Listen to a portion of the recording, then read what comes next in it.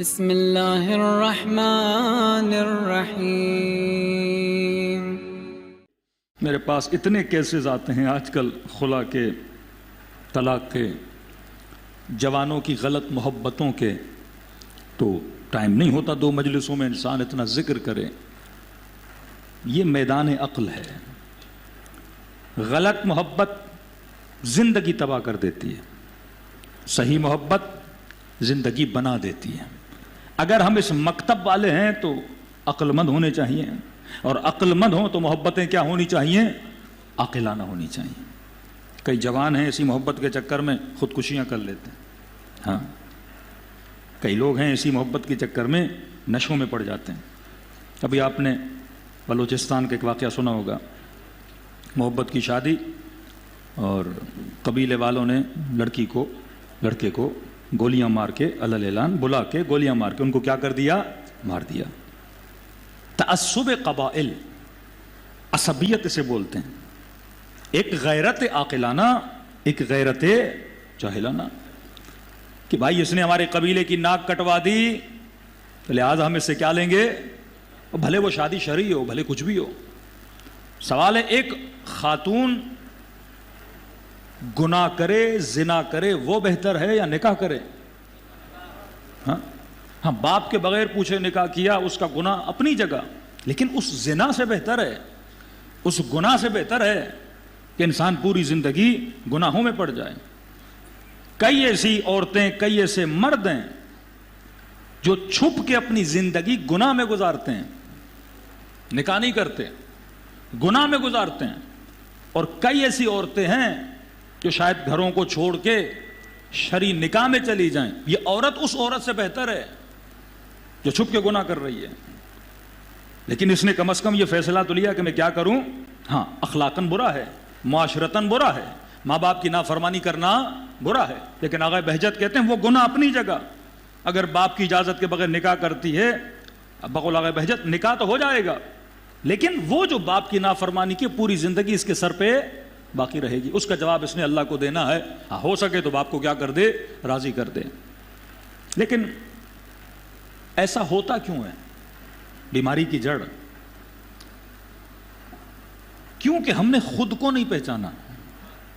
اگر مرد اپنی فطرت پہچان لے، عورت بھی اپنی فطرت پہچان لے، تو کبھی بھی یہ معاشرے تباہی کی طرف آگے نہ بڑھیں۔ اب ٹاپک اتنا بڑا ہے، میں نے چھیڑ دیا ہے تو مجھے سمجھ نہیں آ رہا میں سمیٹوں کیسے اس کو۔ فطرت مرد کیا ہے؟ کہ من عرف نفسہ فقد عرف ربہ، جس نے خود کو پہچانا اس نے خدا کو پہچانا۔ اللہ کی معرفت معرفت نفس سے ہے۔ عقل مند بن، اپنے آپ کو پہچان۔ کیوں؟ جب میں نے اپنے آپ کو پہچان لیا تو اپنی کمزوریوں کو بھی پہچانوں گا۔ ایک ڈاکٹر بہترین ڈاکٹر تبھی بن سکتا ہے جب وہ بیماری کو ڈائیگنوز کرے۔ اگر ڈاکٹر کو سمجھ ہی نہیں آ رہا کہ آپ کو بیماری کیا ہے، وہ جو دوا دے گا وہ دوا مرض کو اور بڑھائے گی۔ لیکن وہ سمجھ گیا کہ سر میں درد ہوتا کیوں ہے، تب جب دوا دے گا تو دوا ٹھیک بھی کرے گی، انسان کو شفا بھی دے گی، انسان کا علاج بھی بنے گی۔ اب معاشرے میں سوشل میڈیا، نہ بیٹیاں کنٹرول میں ہے ماں باپ کے، نہ بیٹے کنٹرول میں ہے ماں باپ کے۔ آج کون سا گھر ہے جس میں اسنیپ نہ ہو؟ آج کون سا گھر ہے جس میں فیس بک نہ ہو؟ آج کون سا گھر ہے جس میں انسٹاگرام نہ ہو؟ کیونکہ بڑے بزرگوں کو تو ٹیکنالوجی آتی نہیں ہے، بچے ان سے آگے ہیں۔ بڑا تو یہ سمجھتا ہے کہ میں نے موبائل دیا ہے موبائل بات کرنے کے لیے۔ آج موبائل صرف بات کرنے کے لیے نہیں، اسی چھوٹے موبائل سے کروڑ بناتے ہیں لوگ۔ اسی چھوٹے موبائل سے دنیا کا یہاں کا شخص دنیا کے اس کونے تک رابطے میں آ جاتا ہے، ریلیشنز بنتے ہیں، کانٹیکٹس بنتے ہیں۔ اسی چھوٹے موبائل میں دنیا جہاں کی چیزیں وہ دیکھ پاتا ہے۔ پہلے گھروں کے اندر 4 دیواریاں تھیں، پردہ تھا کہ بچی گھر کے اندر ہے، کوئی دیکھ نہیں رہا۔ اس سوشل میڈیا نے ان دیواروں کو گرا دیا۔ آج وہ گھر میں بیٹھ کے اپنا ٹک ٹاک بناتی ہے، حجاب کی پرواہ نہیں، ساری چیزیں دنیا ملے عام دیکھ رہی ہے، ہزاروں ریکویسٹ آتی ہیں۔ اب کیونکہ فرمایا من عرف نفسہ فقد عرف ربہ، خود کو نہیں پہچانا تو خدا کو نہیں پہچانا۔ حضرت یوسف کا سورہ پڑھو تاکہ محبت صحیح اور غلط کا فرق پتہ چلے۔ قوم لوط کے قصے پڑھو تاکہ سمجھ آئے کہ خدا نے اتنا بڑا سورہ حضرت لوط کے نام پہ کیوں رکھا اور قوم لوط کا ذکر کیوں کیا۔ کیونکہ آج خاندانوں کو تباہ کیا جا رہا ہے۔ آج نسلوں کو تباہ کیا جا رہا ہے. ایک کتاب ہے, ولیم نامی شخص کی, کینیڈا کا رائٹر ہے, اس نے کتاب لکھی دا وار اگینسٹ دا فیملی, جنگ خاندانوں کے خلاف. آج سے 20 سال پہلے اس نے کتاب لکھی کہ ویسٹرن سوسائٹیز کو کس طرح انہوں نے تباہ کیا, ان کے خاندانوں کے نظام کو تباہ کیا. کیا کیا؟ فرمایا شرعی شادیوں کو ختم کر دیا.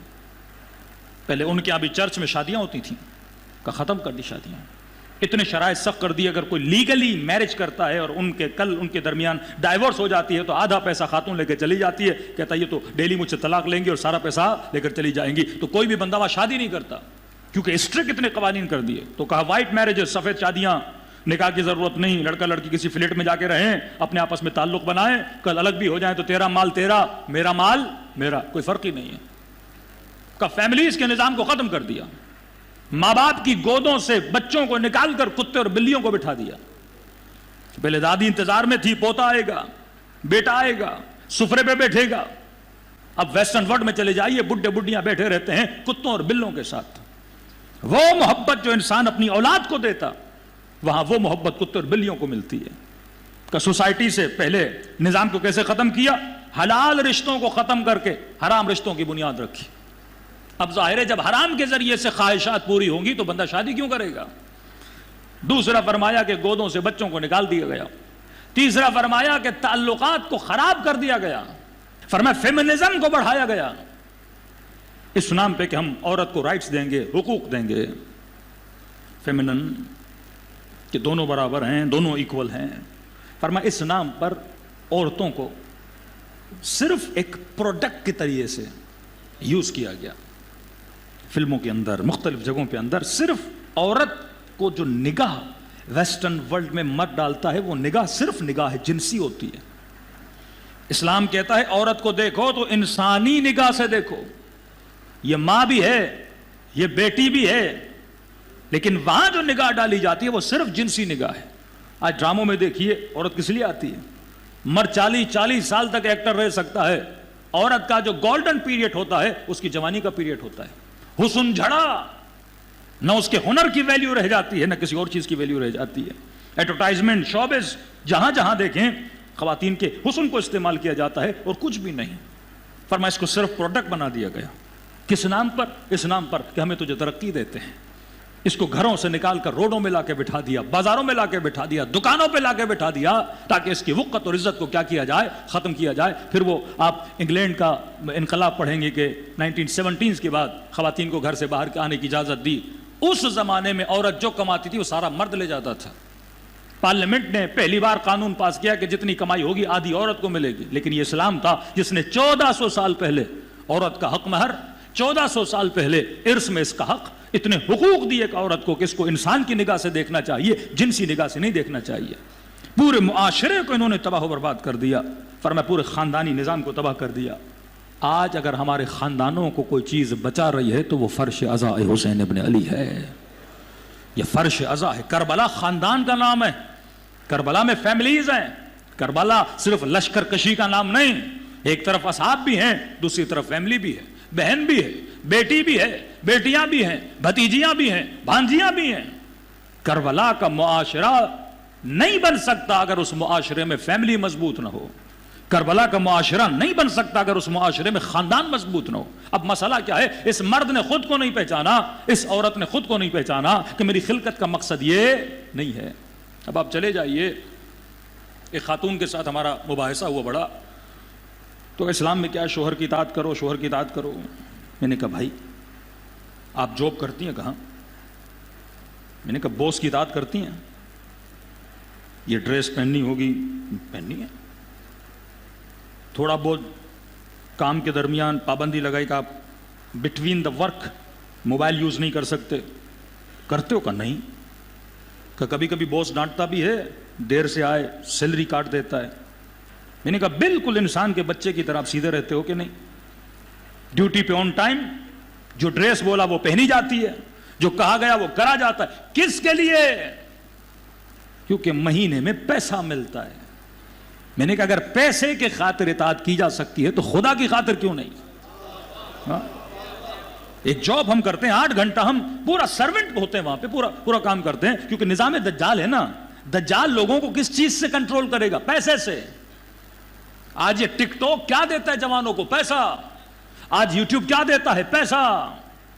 کہ اپنی فیملی اس کو، اپنی ماؤں کو، اپنی بہنوں کو ولاگز میں لا کے یہ کیا کما رہا ہے؟ پیسہ. ہدف کیا ہے؟ یہ لوگوں کی آنکھیں ہمیں دیکھیں. مجھے ان آنکھوں کو سیراب کرنا ہے، حجت خدا کی آنکھوں کو نہیں، عوام کی آنکھوں کو سیراب کرنا ہے. کیونکہ یہی آنکھیں ہیں جو مجھے لائک کریں گی، مجھے ڈس لائک کریں گی. یہی آنکھیں ہیں جو مجھے سبسکرائب کریں گی، اور یہ کریں گی تو مجھے مال ملے گا، اور مال ملے گا تو پھر یہی آنکھیں مجھے واہ واہ کریں گی. پورا مرکز لوگ بنے، عوام بنے، لوگوں کی آنکھیں بنی، ہوا و ہوس کی آنکھیں بنی. ایک خاتون کو بھی پتا ہے جب میں کم لباس پہنتی ہوں اتنے لائک مجھے کیوں ملتے ہیں. ہوس کی نگاہ ہے، عشق کی نگاہ نہیں ہے.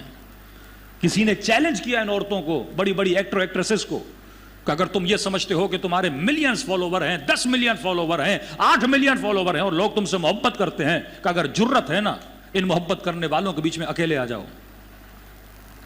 1 گھنٹے کے لیے عورت اس مجمع میں نہیں گھوم سکتی. آپ نے سیاسی جلسوں میں مختلف جگہوں پہ ان عورتوں کے ساتھ کیا ہوتا ہے؟ عزت کو نوچ نوچ کے یہی لوگ کھا جائیں گے.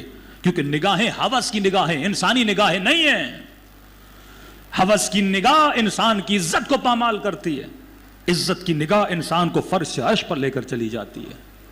اسلام چاہتا تھا کہ دنیا تجھے عزت کی نگاہ سے دیکھے، ذلت کی نگاہ سے نہ دیکھے. اب کہا جس نے خود کو نہیں پہچانا اس نے خدا کو نہیں پہچانا. ایک جملہ اور ربط مصیبت، ٹائم بہت ہو چکا. مرد اپنے مزاج کو پہچانے، عورت اپنے مزاج کو پہچانے. آپ جتنے بھی تاریخ کے اندر عاشقانہ کہانیاں پڑھو گے اس میں ذلیل مرد ہوا ہے. لیلا مجنون پڑھ لیں، پنجاب کے کوئی تاریخی قصے پڑھ لیں. مرد کیوں ذلیل ہوتا ہے؟ کیونکہ مرد ارادتاً مضبوط ہے، اس کی فطرت خدا نے ایسی بنائی ہے. یہ جسم کے اعتبار سے بھی مضبوط، ارادے کے اعتبار سے بھی مضبوط ہوتا ہے. تبھی خدا نے حق طلاق کسے دیا؟ مرد کو دیا. عورتوں کو دیتے تو ہر دوسرے جھگڑے میں کیا ہو جانی تھی؟ طلاق ہو جانی تھی. طلاق تو مذاق بن جاتی. تبھی فرمایا کہ حق طلاق عورت کو نہیں. ہاں اتنی تنگ ہے مرد نہیں چھوڑ رہا، پھر حق خلا ہے. خلا بھی جو وکیل ہوگا، قاضی ہوگا، دیکھے گا اور بات سمجھ میں آئے گی ہاں جناب اس کے ساتھ بڑا ظلم ہے، تو فوراً اسے کیا دے دے گا؟ طلاق دے دے گا. یا مرد کو اللہ نے کہا کہ اگر تم دیکھو تمہاری بیوی تم سے راضی نہیں ہے، تم نے لاکھ کوششیں کر دی، تو بہتر ہے تم ہی اسے کیا کر دو؟ آزاد کر دو. انسانی حقوق کو مد نظر رکھتے ہوئے مرد جسمانی طور پر بھی مضبوط، ارادی طور پر بھی مضبوط.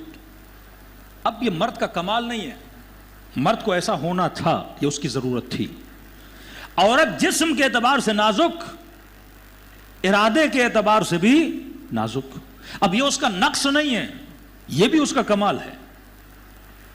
کیونکہ مائنس اور پلس کرنا تھا خدا نے. آپ نے دیکھا کوئی ایسا مرد جیسے باڈی بلڈر عورت اچھی لگتی ہو، بھاری بھرکم جسم مرد کو اچھے نہیں لگتے. اور عورتوں سے پوچھئے کوئی ایسے مرد اچھے لگتے ہیں جن کی ادائیں نازک ہوں؟ پھر اسے مرد نہیں بولتے، کچھ اور ہی بول دیا جاتا ہے. ہاں، فطرت اللہ نے ایسی بنائی. فطرت اللہ فطر الناس جميعا. خدا نے انسان کی فطرت فرمایا مرد مظہر جلال خدا، عورت مظہر جمال خدا. آدھی صفات اس کے اندر ڈالی، آدھی صفات اس کے اندر ڈالی. یہ ایک مشہور جملہ جو خواتین سے کہا جاتا ہے کہ مولانا میرے میاں نے شادی کی، اب دوسری شادی کرنا چاہتا ہے، مولانا یہ ہمارے بیچ میں عدالت نہیں کر پا رہا، عدالت نہیں کر پا رہا. اور کچھ کہتی ہیں عدالت تو ناممکن ہے، اسلام کہتا ہے کہ اگر عدالت کر سکو تو دوسری کرنا. اب مائیں بہنیں ناراض نہ ہوں مجھ سے، عدالت نہ کر سکو دوسری کرنا. کہ مولانا عدالت تو مشکل ہے. ہم نے کہا کیسے مشکل؟ کہ عدالت کا مطلب ہی اگر ایک سیب گھر میں لاتا ہے تو بیچ سے اس طرح سے کاٹے کہ آدھا ادھر نہ جائے زیادہ. یہ کون سا کانسیپٹ ہے؟ پھر ایسی عدالت تو خدا نے بھی نہیں کی. کسی کو سفید بنایا، کسی کو کالا بنایا. کوئی پیدائشی امیر تھا، کوئی پیدائشی فقیر تھا، کسی کا قد بڑا، کسی کا قد چھوٹا. عدالت کا کانسیپٹ یہ نہیں کہ برابری ہو. مرد عورت کی برابری نہیں کر سکتا، عورت مرد کی برابری نہیں کر سکتی، بچہ بڑے کی برابری ہے ہی نہیں کائنات میں. عدالت کا مطلب امیر المؤمنین نہج البلاغہ فرمایا عدالت کا مطلب وضع الشیء علی مکانہ، چیز کو وہاں رکھا جائے جہاں رکھنے کے لائق ہے. اگر تجھے عورت نہ بناتا تو پھر ماں کا رتبہ نہ ملتا، پھر ماں کے قدموں میں جنت نہ ہوتی، پھر ماں کا یہ درجہ نہ ہوتا. ایک بچہ پیدا کرنے کے بعد عورت اس طرح بن جاتی ہے جیسے ابھی شکم مادر سے پیدا ہوئی. خدا سارے گناہوں کو بخش دیتا ہے. اسلام اتنا مقام ماں کا نہ ہوتا، وجود ایسا بنایا، اس کے ساتھ رتبہ بھی دیا، مرد کا وجود ایسا بنایا، ضرورت تھی۔ آسان مثال دو تاکہ بچے سمجھ جائیں۔ علماء اکثر مثال دیتے ہیں امامے کی اور جوتی کی، کہتے ہیں امامے کا مقام ہے سر، یہ عدالت ہے اگر سر پر ہو، لیکن اگر امامہ پاؤں میں ہو تو امامے کے ساتھ ظلم ہے، پاؤں کے ساتھ نہیں ہے۔ جوتی کا جگہ ہے پاؤں، پاؤں میں ہو تو عدالت ہے۔ جوتی اگر سر پہ رکھ لو گے تو جوتی کے ساتھ ظلم نہیں ہے، سر کے ساتھ ظلم ہے، کیونکہ سر پہ جوتی نہیں رکھنی چاہیے۔ اور ایک مثال دوں تاکہ سمجھ جائیں۔ آپ گاڑی میں بیٹھے، اب گاڑی میں ٹائر بھی ہے، ہینڈل بھی ہے، دروازے بھی ہیں، اے سی کی ونڈو بھی ہے۔ اب کل ٹائر چیخنے لگے، میرے ساتھ عدالت نہیں ہوئی، ہینڈل گاڑی کے اندر اے سی میں 50 ڈگری کی گرمی ملتان کے روڈوں پہ، ہاں تو بھائی ٹائر کو بولا جائے گا نا اگر تجھے ہینڈل بنائے پھر ٹائر کون بنے گا؟ نظام اگر چلنا ہے تو کسی نے مرد بننا ہے، کسی نے عورت بننی ہے، کوئی کسائی ہوگا، کوئی تاجر ہوگا۔ مزاج خدا نے الگ الگ بنائے تاکہ دنیا کا سسٹم چلے۔ یہ سسٹم نہ چلتا، اگر سب ایک جیسے ہوں گے تو پھر ماں کون بنے گا، باپ کون بنے گا؟ اگر عورت کا بھی ارادہ اتنا مضبوط ہو جتنا مرد کا ہو، اگر عورت کے اندر ایموشنز اتنے کمزور نہ ہو جتنے مرد کے ہیں، تو یہ کبھی ماں نہ بن پاتی۔ ایک رات باپ بچہ سنبھال کے دکھائے، ایک رات پاگل ہو جائے گا، لیکن یہ ماں پوری رات جاگتی ہے، سوتی نہیں ہے، کیونکہ ایموشنل ہے، کیونکہ جذباتی ہے۔ خدا نے اسے بنایا، یہ سب بات پہ عورت کا رونا یہ عورت کا حسن ہے، عیب نہیں ہے۔ کمزور دل ہوتی ہے، مرد کو درد نہیں ہوتا، بھائی ہوتا ہے لیکن تھوڑا مضبوط ہوتا ہے، وہ بھی روتا ہے لیکن تنہائیوں میں روتا ہے، آسانی سے اس کی آنکھوں سے آنسو، اس کا مزاج خدا نے۔ اب زیادہ روئے تو لوگ بولیں گے عورت مزاج ہے، بھائی بہت بات پہ کیا کرتا ہے، رو دیتا ہے، وہ اپنی توہین محسوس کرتا ہے۔ ایک چھوٹی سی مثال میں ماؤں کو دیتا تھا، فطرت ہے نا، آپ کچن میں گئے، آپ کی بیوی ہو یا چھوٹی بہن ہو، جو بھی ہو، کوئی آپ مارکیٹ سے کوئی بوٹل لے کر آئیں، اس سے نہیں کھل رہی، کسے دے گی؟ ہاں میاں کو دے گی، بھائی کو دے گی کہ بھائی مجھ سے بوٹل۔ اب بوٹل کا نہ کھلنا، اس میں وہ اپنی کمی نہیں محسوس کرتی، فطرتاً وہ یہ محسوس نہیں کرتی مجھ سے نہیں کھل رہی تو میں کمزور ہوں، یا میرا یہ عیب ہے، یا میرا نقص ہے کہ مجھ سے ایک بوتل نہیں کھل رہی، لیکن وہ بھائی کو دیتی ہے۔ اب یہ پورا زور لگاتا ہے کھولنے کا، کیونکہ یہ نہ کھول سکے تو اس کے اندر نقص ہے، فطرت ہے یہ۔ اور جب کھولتا ہے تو بڑا محسوس کرتا ہے کہ میں نے کسی عمرو بن عبدوت کو بچھاڑ دیا ہے، بڑی خوشی محسوس کرتا ہے کہ میں نے ایک بوتل کھول دی۔ یہ فطرت ہے۔ اللہ نے مرد کو کیا بنایا؟ مضبوط بنایا، وہ مضبوط کاموں میں لذت لیتا ہے۔ عورت کو نازک بنایا، اسی چیز میں اس کا حسن ہے، اسی چیز میں اس کی کامیابی ہے۔ اب غلطی ہم کہاں کرتے ہیں؟ جو بیماری کی جڑ، مرد ارادتاً مضبوط، عورت کمزور۔ اب سوشل میڈیا کا زمانہ، جوان بچیاں بیٹے، فیس بک، انسٹاگرام، حرام دوستیاں ہوئیں، تعلق بنا، محبت ہوئی۔ محبت کی راہ میں جب دو لوگ چلتے ہیں، یہاں مرد یا عورت ہے، یہ مضبوط ہے، اگلی کمزور ہے۔ وعدے تو دیتی ہے میں محبت کروں گی، شادی کروں گی، سب کچھ کروں گی، لیکن کیونکہ کمزور ہے رشتوں میں پھنس جاتی ہے۔ آدھے راستے میں بولتی ہے باپ نہیں کرنے دے رہا، بھائیوں کا مسئلہ ہے، خاندان کا مسئلہ ہے، یہ اس لڑکے کو بیچ راستے میں کیا کرتی ہے؟ چھوڑ دیتی ہے۔ اب یہ کیونکہ ارادے کا مضبوط ہے، بھلا ہی نہیں پاتا، اس کے دماغ سے بات نکلے تو کسی مولوی کی بات سمجھ آئے، کسی حدیث اس کے سمجھ آئے، اندھا ہو جاتا ہے آدمی، محبت ہے ہی ایسی چیز۔ اب یا یہ نشئی بن جاتا ہے، یا موالی بن جاتا ہے، یا زندگی میں کہیں شادی بھی کرتا ہے تو پوری زندگی خوش نہیں رہتا۔ یہاں چھٹے امام فرماتے کہ جوان نگاہ حسرت سے بچو، کیونکہ تباہ ہو برباد ہو جاؤ گے۔ انتخاب تمہارا صحیح ہونا چاہیے۔ حرام گلیوں کا اینڈ بند راستہ ہوتا ہے، کھلا ہوا راستہ نہیں ہوتا۔ کہاں محبت کر، حلال طریقے سے داخل ہو، خاندانوں کے ذریعے سے داخل ہو جاؤ، جو چیز اچیو کر سکو اس کے پیچھے جاؤ۔ تجھے پتا بھی ہے چیزوں کو اچیو نہیں کر پائے گا، آگے جو وجود ہے وہ کمزور ہے، وہ تجھے چھوڑ دے گا، پھر پوری زندگی در بدر بھی رہے گا، تباہی اور بربادی میں بھی جائے گا۔ چھٹے امام فرماتے ہیں ہمارا ماننے والا عقل مند ہوتا ہے، اس کی محبت بھی عاقلانہ، اس کی نفرت بھی عاقلانہ۔ صلوات پڑھے محمد و آل محمد۔ اب اس خاتون کو بھی سوچنا چاہیے کہ اگر آپ کوئی حرام رشتہ بنا رہی ہو جبکہ آپ کو پتا ہے کہ آپ کمزور ہو اور آپ کسی کو وعدہ دے کے پھر پیچھے ہٹ جاؤ گے تو آپ اگلے انسان کی زندگی کو کیا کر رہے ہو؟ تباہ برباد کر رہے ہو۔ رشتے اس طرح جوڑو جس طرح علی ابن ابی طالب نے جوڑے، اہل بیت نے جوڑے، عقیل کو بھیجا رشتہ لے کر آؤ، آگے مت بڑھو، چیز اچھی لگی شرعی طور پہ، عقلانی طور پہ، خاندانی طریقے سے رشتہ بھیجو، ہو گیا تو ٹھیک ہے، نہیں بھی ہوا کیونکہ اس محبت میں زیادہ گرفتار نہیں ہوگے تو تباہی کی طرف نہیں جاؤ گے۔ لیکن اگر وہ پروسیس جو شادی کے بعد ہونا تھا محبت کا تم پہلے پروسیس کر لو گے پھر شادی کے پروسیس کے پیچھے جاؤ گے تو فرمایا دنیا میں بھی بے سکون رہو گے، آخرت میں بھی بے سکون رہو گے۔